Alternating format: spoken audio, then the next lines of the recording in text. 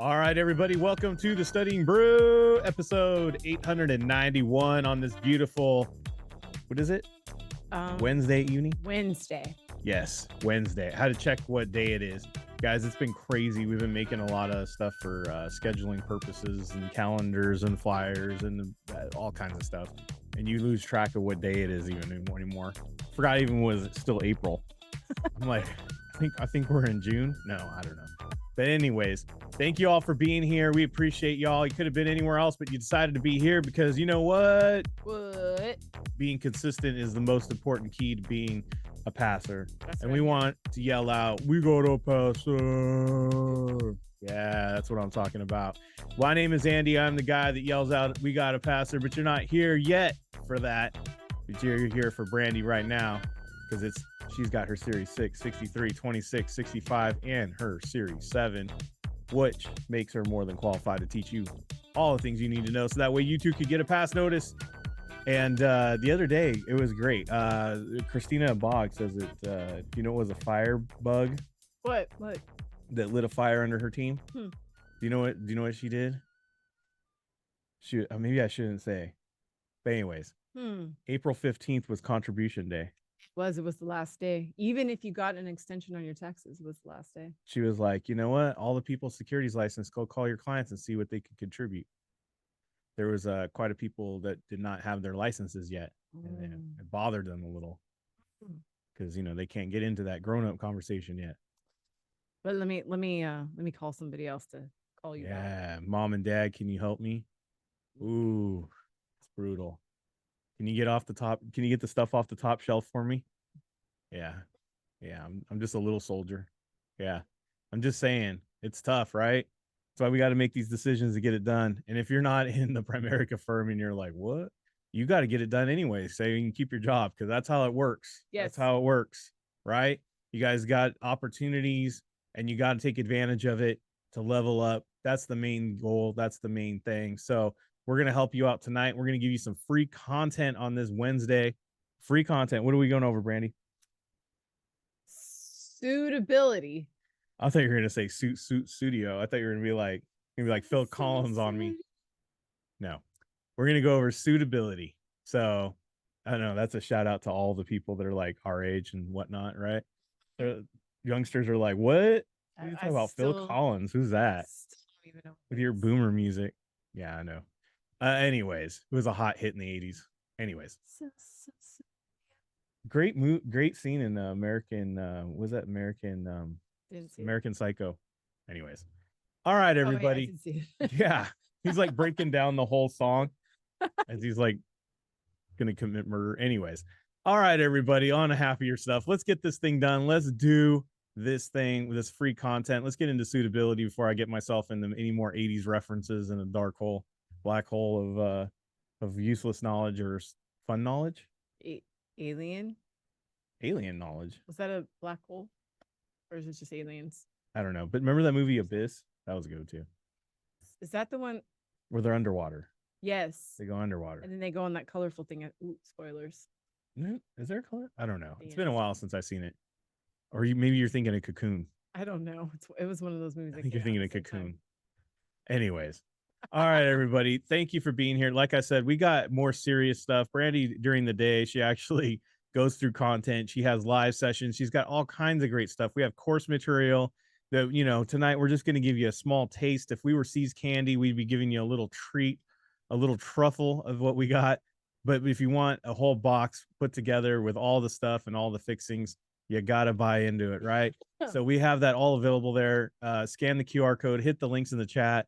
And then you can go ahead and join in. We got stuff for the SIE, the 663, front door, man. 26, and the 65. I don't know how I stay concentrated. So far, you made the screen disappear. You're coughing over there. You got the thing goes to a whole nother screen. I don't know. I don't know what just happened. Could you just put your hand somewhere else, ma'am? My color thing too is coming off. Oh boy, we got to get through this. All right, Kona Academy. We got the 21-day plan. We got study guides available. SIE 663.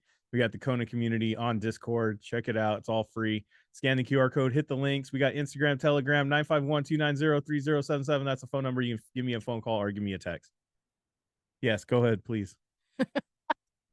Thursday reminder, SIE Kona Academy. We got 6 live. We got 63. Check it out. Check your local listings. And we'll be there tomorrow. Small group tutoring as well. Yes. Let's get into it. Okay. Suitability is one of the ones we really like to get into because it never goes away. Suitability is going to be your job. Once you're fully licensed, that's your job. That's it. You meet with clients and you figure out what's suitable for them to invest, right? Pretty much. I mean, to sum it all up, That's you listen to client and then you see their risk tolerances or hear their risk tolerances, or they tell you. And then you pick products or things or investments or whatever they are into. And you say, hey, this meets up with what you are saying that you are suitable for. And sometimes they agree and sometimes they don't. But it's up to who? The client. It is up to the client. No matter what. So it is a heavily tested through all the different exams. Yes. In different ways, 26 and 63, you're going to get more into the legal aspects of it all. But you don't ever get away from suitability. Suitability is pretty much everything that you will be doing. And guys, you might not have it might not show as this is a suitability question. It might be what's the other way? Uses. Like, why do we use certain things? Right. They might not say this is a client, client Juan is meeting with you and he would like growth and income.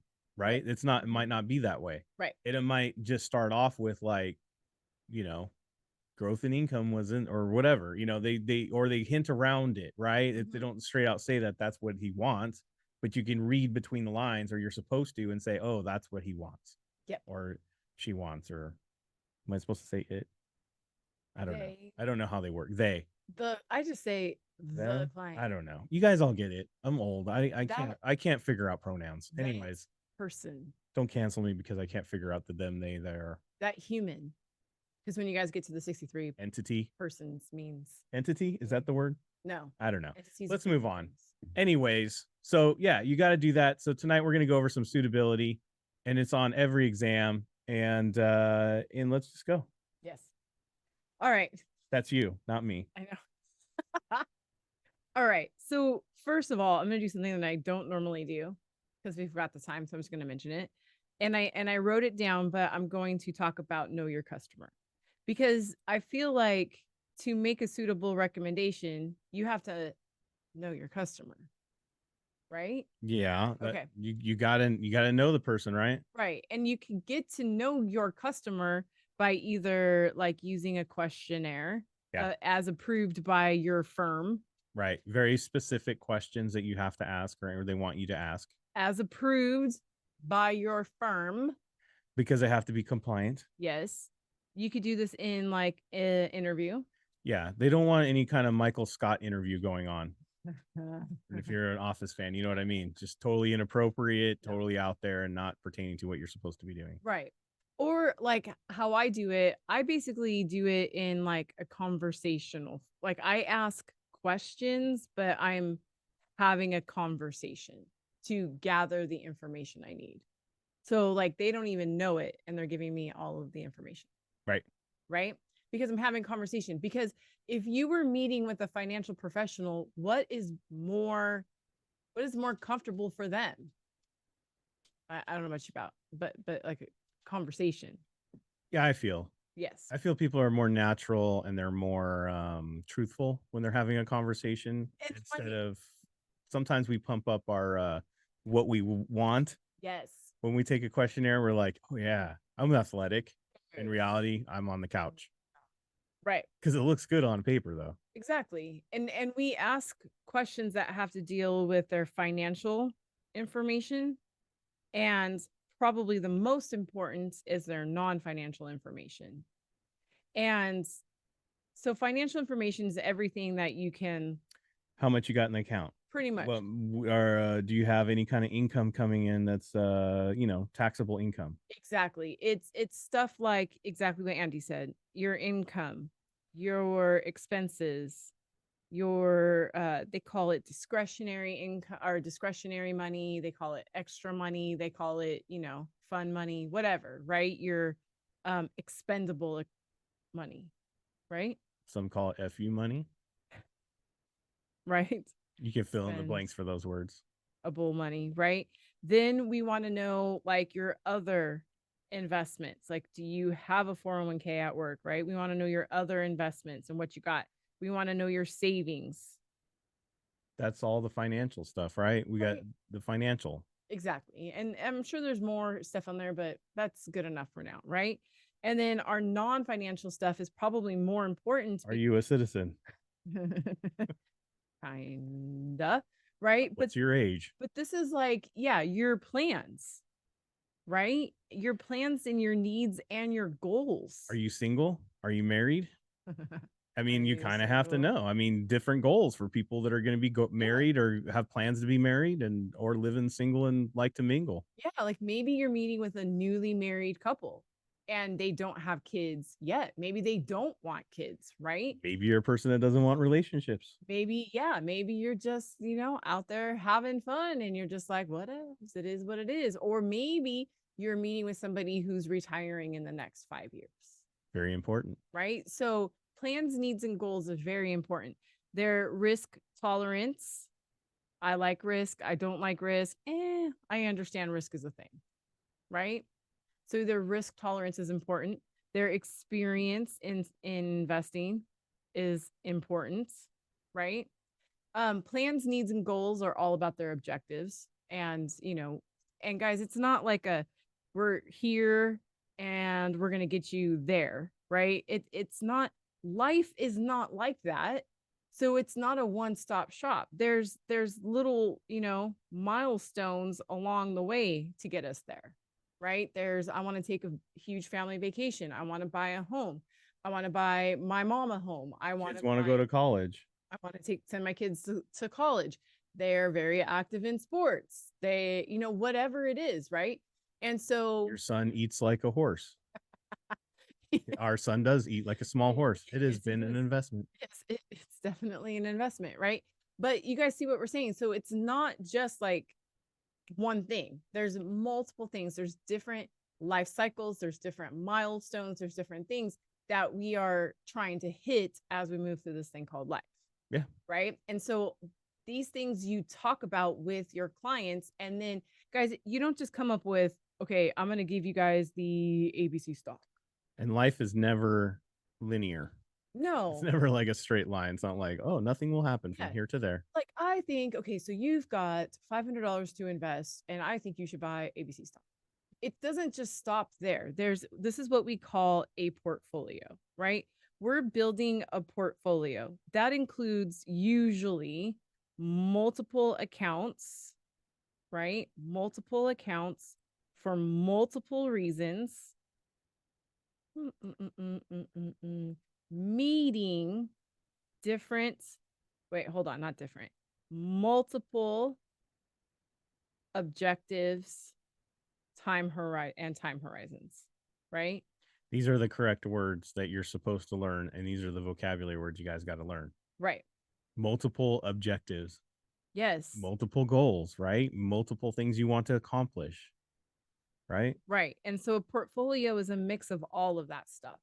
The great news is that mutual funds and ETFs. Do we have to explain time horizons? Everybody got time horizons? It's basically how time works, right? Yeah, it's like I want 5 years. I want this by my 20s. I want this in 5 years, 10 years. I want this by my 40s. I want this by my retirement years. Right. These are time horizons.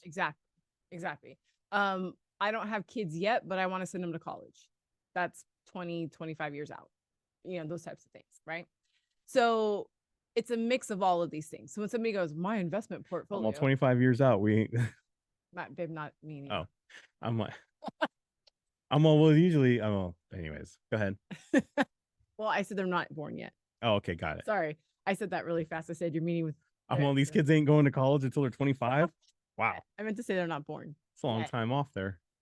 My eventual kids. Yeah. Got it. There we go. All right. So yeah. Now look, guys, like I was saying, mutual funds and ETFs pretty much handle the bulk of this for us, right?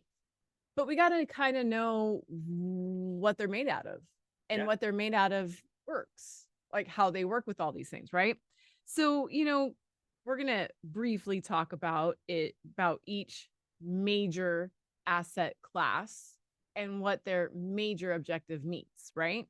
So we have our most famous common stock. Common stock. And if you've been either a member or with us for a while, you guys know that I always say growth, appreciation, and I used to say inflation protection, but people are like, what? So now I say keep pace with inflation. Same thing. So Comstock is short for common stock Yes. because it's the most common. Yes. Well, if you're going to be a publicly traded company, you have to issue common stock. If you're a corporation, you have common stock shares. Believe it or not, KonaButterflyz has 100 shares of common stock. Look at us. We own them. I feel like George and Wheezy right now. They are not for sale. No. And then we have our preferred stock. Preferred. Preferred stock is what we would refer to. Preferred stock is what we would refer to as equity income. Is it because like it has more of a value? No, it's just because it's stock, so it's equity, but it's preferred because it gets paid before common stock. That's all.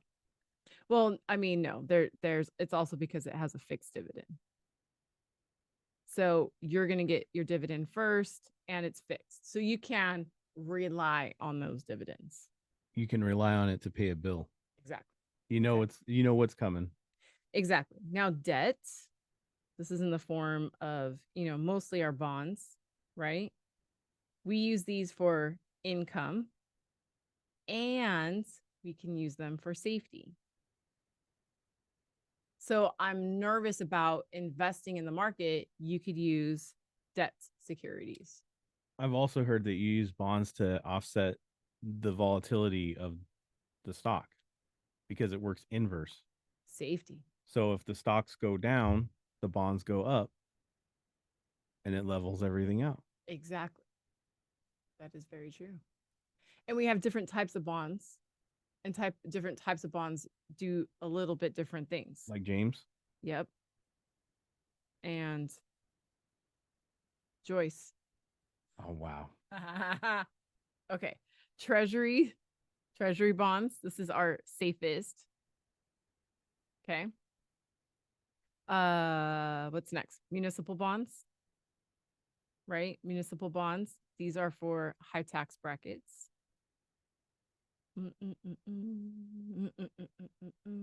Jenny Mae.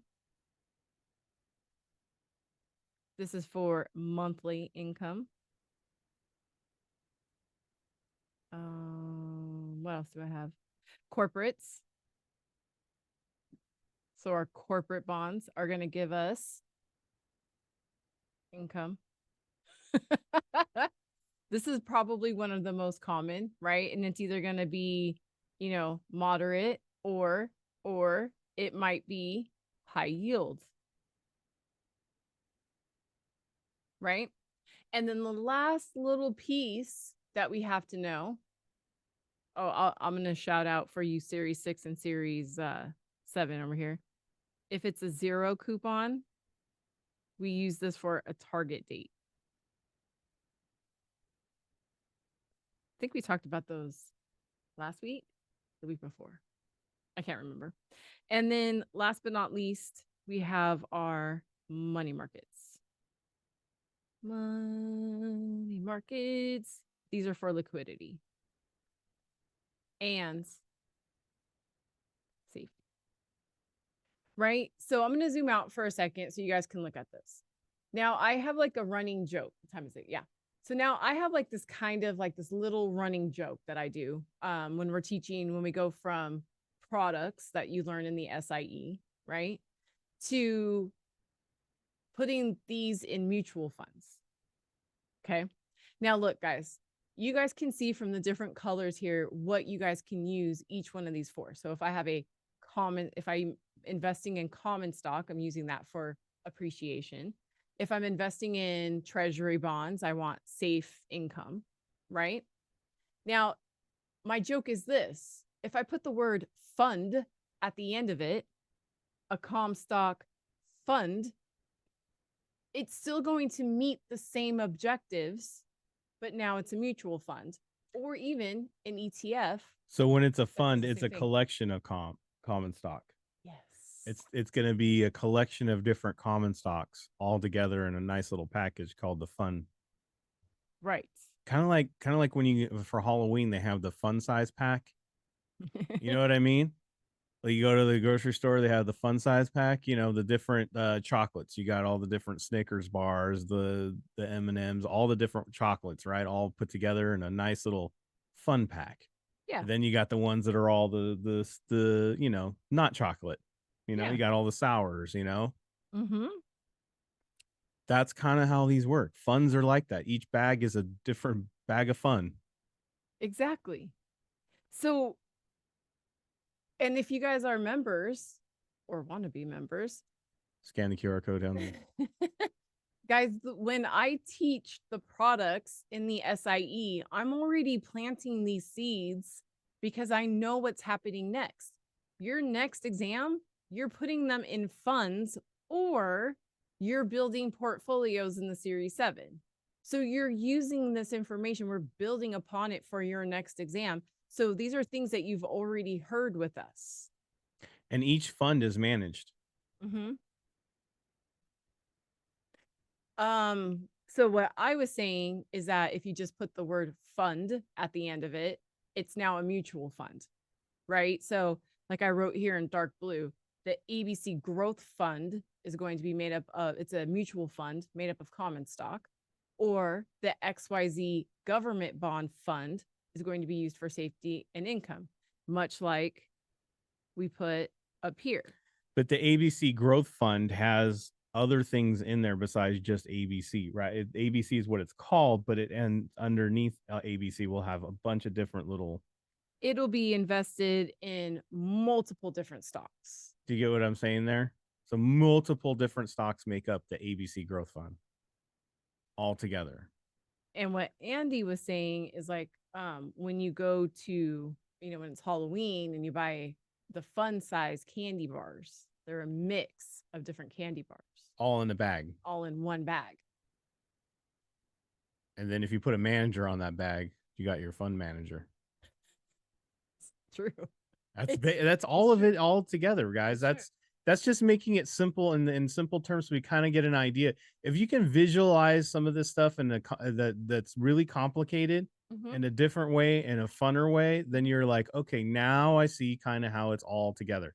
So when they say a fund, it's like a bag of different stocks put together with the same type of objective. Exactly. So if I told you, We ain't putting Skittles into the chocolate bag, right? That's not the objective we're going for with the chocolate bag. The bag itself is the objective is chocolate. but what if I want chocolate and chewy? Then I'm going to get a growth and income fund. Booyah. Then the bag will be chocolate and chewy, Chocolate and Skittles. right? And if I do asset allocation, I'm throwing in some suckers, lollipops. Those are for dum dums. I love the dum dums; are my best. Oh my gosh, But do you guys see? And so you guys can combine these. they were trading pieces for me. I'd give you my Smarties for your dum dums. My Smarties, by the way. I will give you chalk for candy. Give you chalk for the little No, tiny thank you. suckers. But anyways, but yes, and then guys, just combine this, and your questions are going to have what they want in the question. I'm afraid of investing, money market. I need to have my money in the next 3 years, money markets. I would like to save for the future, common stock fund. I would like some monthly income, Jenny May. Does that make sense, guys? And all you need to do is practice that. You have a client who's in an extremely high tax bracket and would like some tax advantage savings. Municipal bonds. That's it. That's it. It's that simple. It's that simple. And I guarantee you guys, if you're probably nervous about suitability because you're so afraid to pick the wrong thing. What if I pick the wrong thing for my client? Well, two things. One, you guys are going to have so much training once you guys get licensed that it's not going to be that hard. Plus, you're not picking from every security out there. Your firm has a certain amount of securities that they use, right? The other thing is most of the software that you guys use when you are doing your securities business, you put in these little parameters. They want growth. They are conservative. It'll pop up what you should put them in. Yeah, because these firms have their own protections they have to make sure Yes. that are meeting suitability and compliance. So it's not like you're out in the wild, wild west. So Oh man. there's a lot of things you do need to learn for the exam, and there's a lot of things you'll be unlearning for real life. Exactly. Your firms make it super simple. So don't get sketched out. Don't No. get nervous about picking the right thing. And how do we know? So many times we have this conversation about suitability, and people get really nervous about really having this power of these securities licenses because they're like, well, how do we know? We could mess up. We could do this. We could do that. Guys, don't worry about that. There's lots of safeguards and checkpoints and stuff in your firms that will make sure that you're doing it the right way or staying compliant. And hopefully, you have a good firm that does that. Exactly. So We're not just getting you licensed and then kicking you out and going, all right, go meet with clients and go set them up. no, you Your got to work through your firm. firms- Yeah, your firms are gonna have the appropriate tools for you. That is why you have to fill out a U4 and be sponsored by a firm. And that is why we tell you guys just know enough to pass the darn exams because your firms will teach you everything you need to know for the field. So, in the wise words of Mr. Andy Padilla, you say, I'm just saying to you, don't trip. That's all. You can write that down. Don't trip. Don't trip. Don't trip. Don't trip and breathe. All right, everybody. That's my advice for everyone. Thank you all for being here for the free content Wednesday. See, that was painless, right? It was fun. Fun size. Fun size.